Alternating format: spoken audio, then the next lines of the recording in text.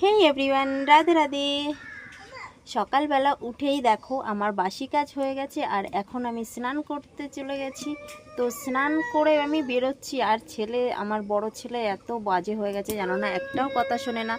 তো ও যখন তখন সাইকেল নিয়ে এদিকে ওদিকে চলে যায়, আর আমি ওর সাথে বকর বকর করেই যাচ্ছি যে তুই এটা করিস না ওটা করিস না, কিন্তু ও আমার কথা আর শুনতেই পায় না, ও ওর কাজ করে যায়।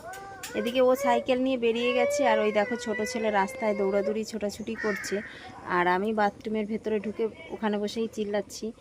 তো এখন স্নান করে সকালবেলা এখন বাজে হচ্ছে 7:45। তো এখন আমি স্নান করে পুজোটা দিয়ে নেব, তারপরে রান্না করব। বড় ছেলে খেয়ে তারপরে স্কুলে যাবে। তো সকালবেলাটা একটু তাড়াহুড়ো করে কাজটা করে ফেলি, কারণ কি সকাল সকাল যদি স্নান টান করে পুজো টুজো দিয়ে রান্নাটা করে নিই, তারপরে সারাদিন গরমের মধ্যে আর অতটা অসুবিধা হয় না। তো সেই কারণে সকালে তাড়াতাড়ি করেই আমি যতটা সম্ভব চেষ্টা করি যে স্নানটা করে পুজোটা আগে দিয়ে তারপরে বাকি কাজ করতে। কারণ কি প্রথম প্রথম আমি দেখেছি দুপুরের দিকে সকালে রান্না বান্না করে দুপুরের দিকে আমি স্নান করে পুজো দিতাম, তো বেশিরভাগ আমার না দেরি হয়ে যেত। স্নান করতে করতে আমার 3টে, 3:30 এরকম বেজে যেত। কিন্তু এখন আমি ভাবলাম যে না, সকাল সকাল আগে স্নানটা করে নিতে হবে। আর এখন গরমের সময় সকালবেলা স্নান করে নিলে বেশ শরীরটাও ঠান্ডা থাকে। তো দেখো আমি স্নান করে বেরিয়ে জামা কাপড়টা শুকা দিতে গেছিলাম, আর চিকু সোনা তো আমার পেছন পেছন দৌড়াচ্ছে। তো আমাদের আর কি সামনের দিকেই কল বাথরুমটা না, খুব অসুবিধা হয় আসলে।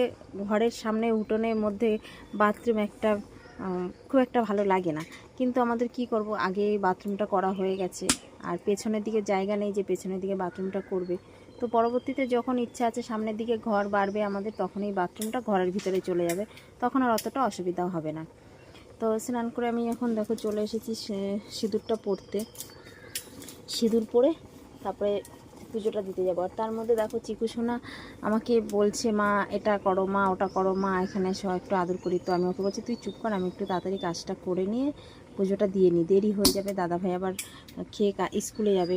কারণ কি 9টা, 9:30টার মধ্যে যদি রান্নাটা হয়ে যায় তাহলে ও একদম ভালোভাবে খেয়ে দিয়ে যেতে পারে। আর সত্যি কথা বলতে এখন কাঠে রান্না করি, তো একবার গুছিয়ে নিয়ে রান্না করতে গেলে তাড়াতাড়ি হয়ে যায়, অসুবিধা হয় না। আর গ্যাসে করতে গেলেও গ্যাসেও হয়ে যায় দুপাশে বসালে, কিন্তু গ্যাসের থেকে কাঠে তাড়াতাড়ি হয় আর স্বাদও হয় ভালো। তো সেই কারণে এখন আমি গ্যাসে খুব একটা করি না, বেশিরভাগটাই কাঠেই রান্না করা হয়। তো দেখো আমি এখানে চলে এসেছি পুজো দিতে। তো আমি পুজোটা করে নিই, পুজো করে তারপরে